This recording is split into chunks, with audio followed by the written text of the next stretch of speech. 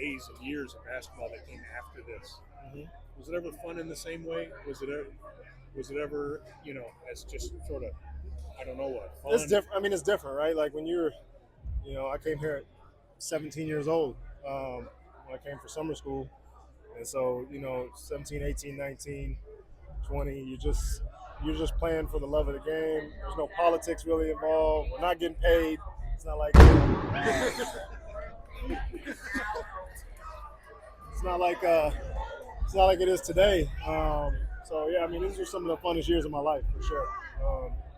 The friendships, the camaraderie that we had here. I mean, we had something special, and so it's hard to top those years. If you could live another day of it, what would it look like? I don't know. Talking shit to D and Luther and Jarrett, and, playing cards with those guys. It's just fun, man. It wasn't the on the court was fun, but off the court was just as much fun. What's it like being back with these guys and just chopping it up again 20 years It's good, later? man. I mean, it's good. It's good seeing some of these guys I haven't seen, for 5, 10, 20 years. So, it's good seeing some of the faces, not only, the teammates, but, the staff, the ticket ladies, the managers, people that I just haven't seen in 20 years. So it's awesome to be able to come back and be together for this. I saw you were at Mary Ann's yesterday. What's your go-to Mary Ann's order? Well, I don't really have a go-to Mary Ann's order because, like, Mary Ann's was obviously one of our regular spots, but that was more like late night. Like if I was going to breakfast, it was usually Aunt Sonia's, which isn't here anymore. So me and my son split some pancakes and French toast last night. It was phenomenal. A lot of you guys have gone on to be coaches, a lot of your teammates. Does that surprise you? Did you know that then, that this team was full of those coaches? Yeah, I mean, I knew Jarrett's for sure had it in him. I knew D. Raj, I think, is the one that kind of surprised me, right? Like I didn't really know that side of Raj, and so it's been awesome to see him be able to take over a program and do as well as he's doing. Is there anything about that group or that coaching staff that kind of brought that out of you guys? I mean, obviously we played for two great head coaches, and then also they had really great staff behind them. And so yeah, we were able to learn and see how to do things the right way. Obviously, we had a level of success that can't really be taught, and so the only way to be taught is to play in it and go through it, and we did that.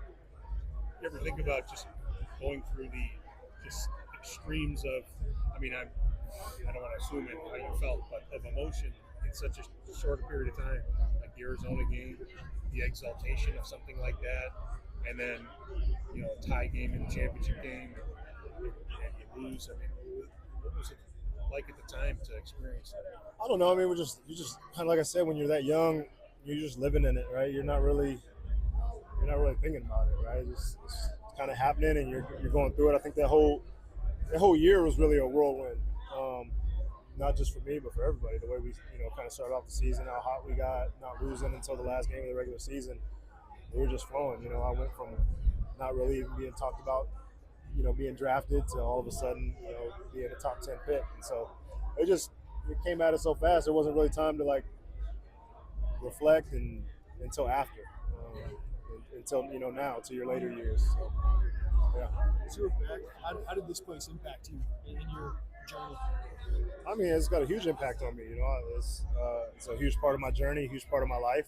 These 3 years here, like I said, 3 of the best years of my life, not only basketball-wise, but just growing, learning, becoming a man. This place definitely helped me. Been paying much attention to the Brad Underwood era? Yeah, I have. Yeah, I have. I mean, Brad, I love Brad as a person. I think he's a phenomenal coach. I've had a chance to, see him in practice situations, obviously see him in games, and he's doing a phenomenal job. They haven't kind of got over that hump yet, and really been able to make an impact in the NCAA tournament. But I mean, he's right there. He's knocking on the door. It's just about, in today's age with the turnover of talent, it's just about getting hot and staying healthy and, getting the right breaks at the right time. See some similarities between now and when you played? Well, it was a different time, man. Like I said, these guys are making you guys are making more. Some of you guys are making more than I probably did in my rookie season. So it's a different ball game. I had a baby at 18. Dee did too. We were surviving on $180 after we paid our rent. We were a little hungrier, I think, than some of these guys. So that's the biggest difference. What would that have been like for you guys? NIL for the 04, 05 I don't know. Like I said, I don't know if it's a good thing or it's a bad thing. It's a good thing because I could have used it for sure. But I feel like part of what got me to where I was the struggle. My junior year, I had a baby. Obviously, my now ex-wife at the time lived with me. With her, she had a job here nannying. We could have used that money. We could have used that money. We could have, would have definitely helped the situation. What are you up to these days? And is there something interesting, cool about your daughter that she's up to? Well, I got 4 kids, so they're all over the place. I have one, just my oldest. She just graduated at SMU. I have another daughter that just started her freshman year at Clemson. I got two in high school, so they're all over the place right now. Personal wise, personally, I design and build houses in Dallas. Got a couple other little business ventures that I do. I own an MMA gym in Dallas. I own a cold plunge and sauna business in Salt Lake City. And I travel back and forth between Dallas and Salt Lake. So just constantly on the go, constantly on the move. But yeah, life's good. Are you done with